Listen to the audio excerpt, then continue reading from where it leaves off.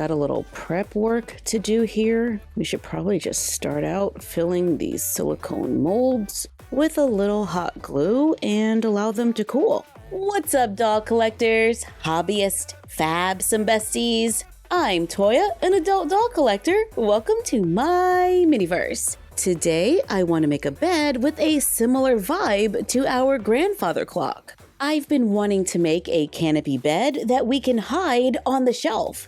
Kind of like our hidden doll rooms, but just a bed. So to the craft table. For this project, let's use cardboard, paperboard. I have a few square wooden dowels from Michaels. I'm using 4 that are the same size, a silicone mold and hot glue, but this is optional. We will need some fabric, ribbon, and paint. I start by taking the cardboard and I measure up 13 inches because that's the height of my shelves. Then measure over 10 inches and cut on the line drawn. This is going to be the back wall for the bed. I take the leftover cardboard and cut 13 by 1 inch strips. I cut 6, then cover everything with the fabric, gluing it to the cardboard and wrapping it over the edges. I'm going over them with more glue, brushing on an even coat, then adding layers of folded fabric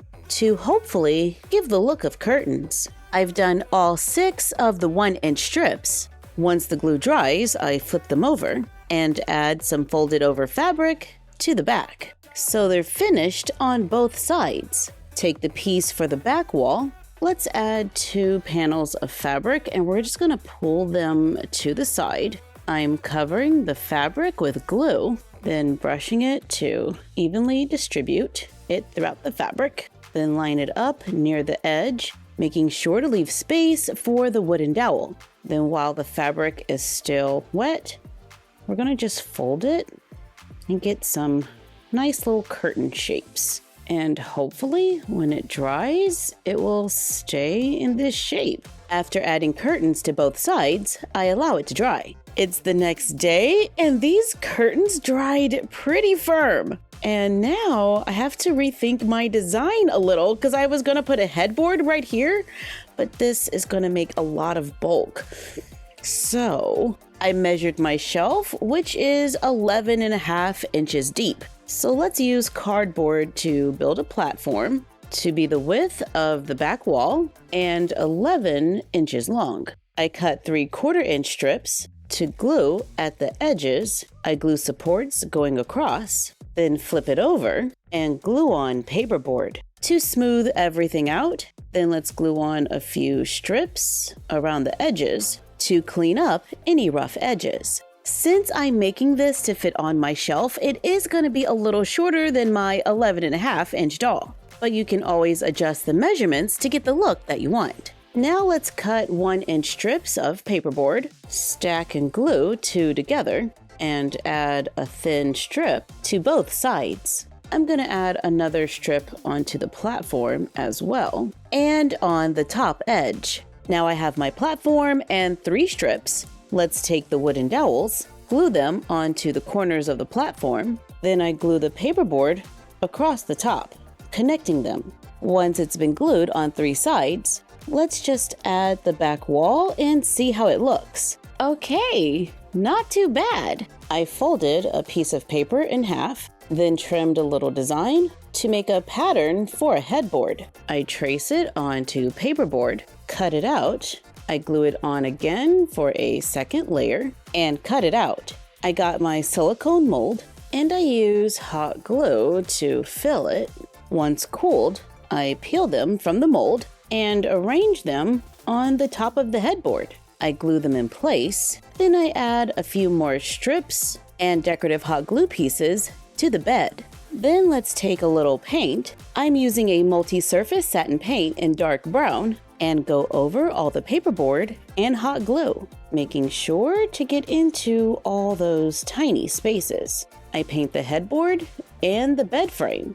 Then I brush them with a little black paint. Then I go back over it with a little more brown. And in hindsight, I probably could have painted it black first, then brushed on a little brown. But I think we're still getting a nice dark wood look.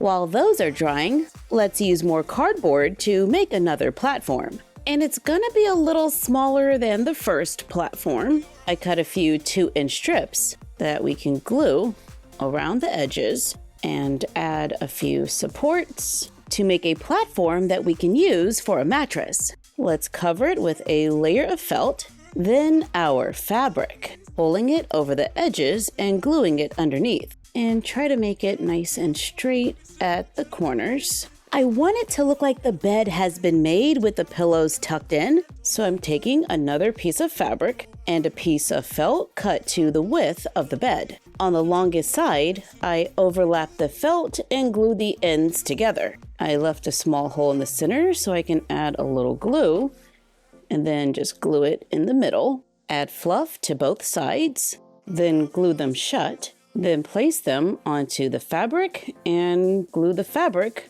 around it. So we end up with a little tube. Then glue it onto the top of the bed. I added a tiny touch of glue in the center, then glued the ends underneath, so the doll can still put their arm under the pillow.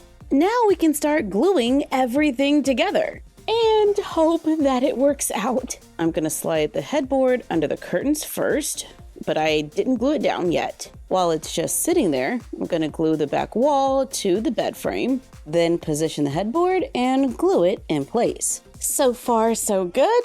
Let's add the mattress. We are getting a little bulk with the curtains, but I'm gonna try to make it work. Let's take the covered cardboard we made earlier and glue them on the inside of the frame by the post. I have to trim them a little, then I glue them to the top on both sides. And we've got a pretty nice little canopy bed here that is no-sew. Now we just need to finish the other side. When it's on the shelf, I want it to look like a bunch of books. So I cut a 13-inch strip of paperboard, then take ribbon or fabric, apply glue to the paperboard, then place it onto the ribbon or fabric, fold over the edges and glue them down, flip it over, and let's add a little ribbon going across. Then let's give it a little bend. I'm using an old paper tube to make a book spine. Make a few more in different sizes to get across the wall. Then glue them on to look like a bunch of books, hiding the doll bed on the other side.